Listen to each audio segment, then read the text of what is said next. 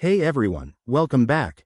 Today, we're diving into something straightforward but important: how to close a Mastercard account.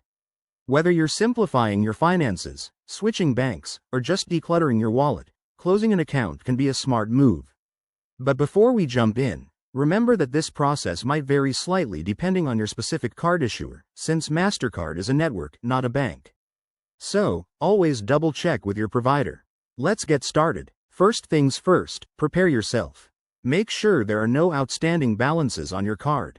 You don't want to close an account with unpaid debts, as that could lead to collections or credit issues. Log into your online account or check your latest statement to confirm everything's paid up.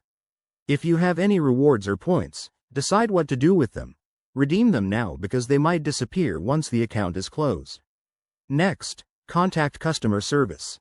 The easiest way is to call the number on the back of your card. When you reach a representative, they'll ask for verification, like your account number, full name, and possibly some security questions. Be ready with that info to speed things up.